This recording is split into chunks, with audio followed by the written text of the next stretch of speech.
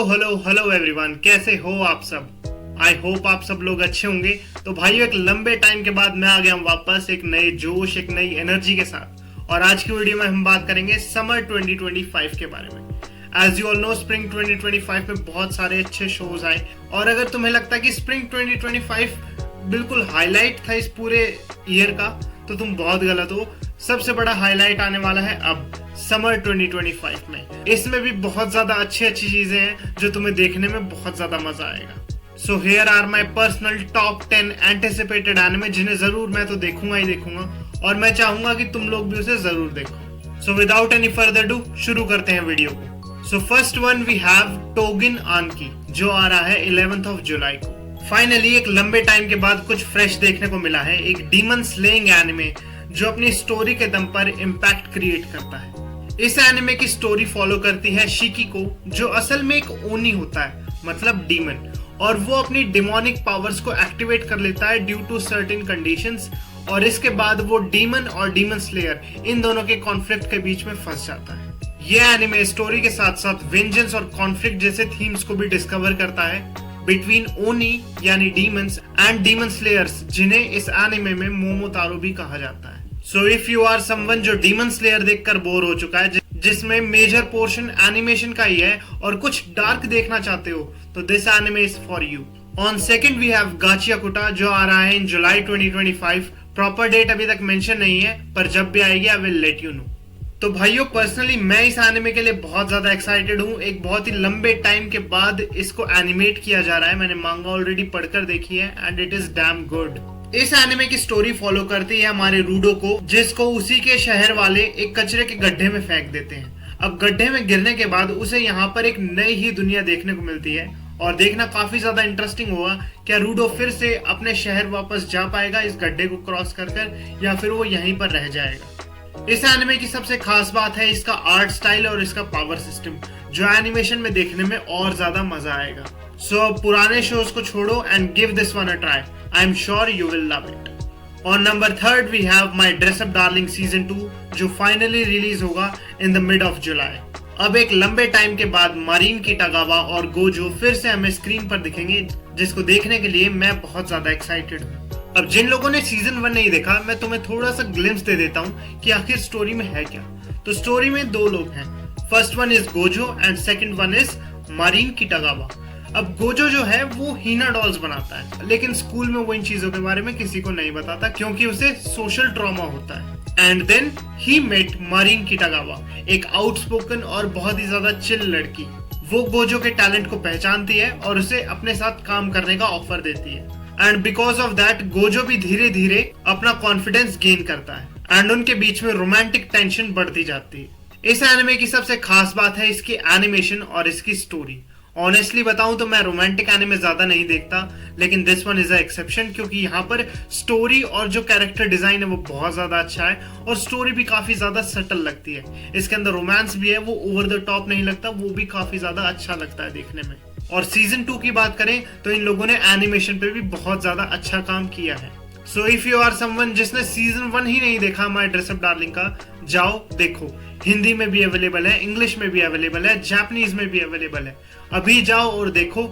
जब तक तुम सीजन 1 खत्म करोगे, सीजन 2 आ चुका होगा, तो this is the best time. और number 4 we have Dan Dan season 2, जो रिलीज हो रहा है 3rd of जुलाई को। ऑनेस्टली बताऊं तो मैंने इस एनिमे को नहीं देखा है, but this anime won 2025 best character design award, तो कुछ तो तगड़ा होगा इसमें। I will give it a try for sure. लेकिन भले ही मैंने इसे नहीं देखा हो, लेकिन मुझे स्टोरी का थोड़ा बहुत आइडिया है, जो मैं तुम्हें बता सकता हूँ। अब ये स्टोरी रिवॉल्व करती है अराउंड मोमो एंड कीन, जो दो डिफरेंट चीजों में बिलीव करते हैं। एक तरफ मोमो जो है वो गोस्ट में बिलीव करती है, कीन है वो एलियंस में बिलीव करता है। लेकिन इवेंचुअली इनको यही दोनों चीजें उठाकर ले जाती है। मोमो को गोस्ट उठाकर ले जाते हैं और कीन को एलियंस उठाकर ले जाते हैं। तो इस एनिमे में हम यही देखेंगे कि आगे क्या कुछ होता है। इनको जब गोस्ट और एलियंस ने उठा लिया है, तो इनके अंदर कुछ एबिलिटीज भी आ जाती हैं, जिसकी वजह से पूरा का पूरा सेगमेंट जो है वो फनी के साथ साथ सुपर नेचुरल भी हो जाता है और काफी ज्यादा सही भी लगता है। और ऑनेस्टली बताऊं तो बहुत कम ऐसे एनिमे हैं जो हॉरर के साथ साथ कॉमेडी और एक्शन को जोड़ देते हैं और अच्छे लगते हैं। इसीलिए आई will give it a try and I think you should also if you have तो कमेंट में मुझे कुछ आइडिया देना जिससे मुझे स्टोरी समझने में आसानी हो। इसके बाद on number 5 we have Kaiju number 8 season 2 जो रिलीज होगा ऑन 19 जुलाई। अब इस एनिमे के बारे में मैं एक ही वर्ड बोलूंगा एंड दैट इज ऑसम। इसकी स्टोरी फॉलो करती है कास्का हिबिनु को, जो एक तरीके का क्लीनर होता है जिसे एक दिन काइजू में ट्रांसफॉर्म होने की पावर मिल जाती है and he and up joining the military जो काइजूस को ही हंट करती है। अगर तुम उनमें से हो जिन्होंने सीजन 1 देखा ही नहीं है, अभी जाओ अभी देखो। इस एनिमे के सीजन 1 ने बेस्ट एनिमे ऑफ 2024 का अवार्ड भी जीता था और अब सीजन 2 के अंदर कहानी और भी ज्यादा इंटरेस्टिंग होने वाली है। On number 6 we have rising of the shield hero season 4 जो रिलीज हो रहा है also in the month of July. अब I have to tell you honestly, मैं इसेकाई एनिमे का इतना बड़ा फैन नहीं हूँ क्योंकि हर एनिमे में सेम टू सेम चीज होती है। हीरो मर गया, मरने के बाद कहीं और रीइंकार्नेट हो गया, वहां पे वो एक्शन कर रहा है और सेम टू सेम चीजें। स्टोरी बहुत ज्यादा प्रिडिक्टेबल हो जाती है, लेकिन this one is a exception and I think this is really good, you should give it a try. अब मैंने इसके 2 सीजन्स देखे हैं तो आई विल गिव यू आइडिया कि स्टोरी है किस बारे में। इसमें हमें दिखाया जाता है कि 4 लोग चुने गए हैं टू बिकम हीरोज और उन्हें एक फैंटेसी वर्ल्ड के अंदर समन किया जाता है। इसके अंदर हमारा मेन कैरेक्टर भी होता है who becomes the shield hero. अब शील्ड हीरो को चारों के अंदर वीकेस्ट कंसीडर किया जाता है, but like any other shonen anime हमारा मेन प्रोटैगनिस्ट मेहनत करता है and he eventually become strong. और हाँ, इस एनिमे में तुम्हें अब तक का ग्रेटेस्ट बिट्रेयल देखने को मिलेगा। I am not talking about the shonen betrayals, वो बहुत सारे हैं, but the greatest betrayal in isekai anime. Honestly शायद मुझे 3rd सीजन भी खत्म कर देना चाहिए। अब तुम इसका एक सीजन देखकर तुम डिसाइड कर सकते हो कि this anime is for you और this is not for you, क्योंकि हर किसी के लिए इसेकाई के अंदर टेस्ट डिफरेंट हो सकता है। तो it's all up to you. मैंने तुम्हें स्टोरी बता दी है, उसको लेकर तुम सीजन 1 देखो। अगर तुम्हें अच्छा लगता है यू कैन कंटिन्यू, नहीं तो तुम ड्रॉप भी कर सकते हो। It's totally up to you.